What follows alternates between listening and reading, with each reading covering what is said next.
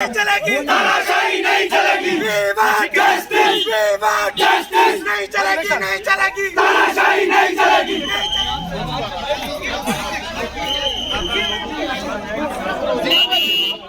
हंगामा है, सड़कों पर लोग आए हैं, 4-4 घंटे का एक तरफ से का सफर है।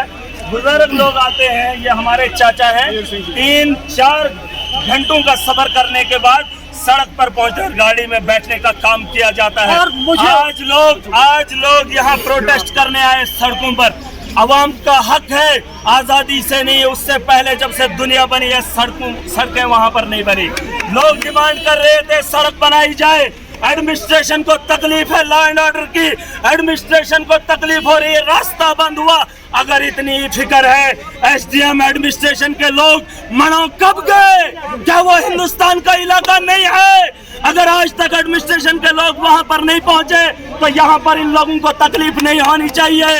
अगर इस तरीके का माहौल रहा, एडमिनिस्ट्रेशन के लोग मना कुट्टा नहीं पहुंचेंगे तो सवाल भी खड़े होंगे, रास्ते भी बंद हो जाएंगे। याद रखेंगे मेरी बात, ये हिंदुस्तान का एक हिस्सा है, 5000 आबादी वाला एक इलाका है जो सड़क से भी कटा है। बर्फ पड़ती है, लोग आधे से ज्यादा मर जाते हैं इन लोगों की नाअहली की वजह से। अगर टेंडर हुए हैं, ठेकेदार काम नहीं कर रहा, पिछले 4 सालों से वही गुहार लगा रहे हैं।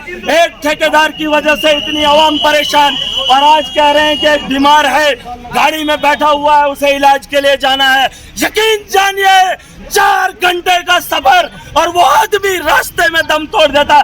हजारों के कत्ल इनके सर पर है। और अगर डिस्ट्रिक्ट एडमिनिस्ट्रेशन या सिविल एडमिनिस्ट्रेशन के जितने भी लोग हैं मना कुट्टा पैदल जाएंगे तो आवाम भी जाएगी। आज की डेट में अगर प्रोटेस्ट चाहे खत्म हो भी गया, इससे ज्यादा इनकलाब बर्पा होगा, तुम्हारे घरों के दरवाजे बंद कर देंगे,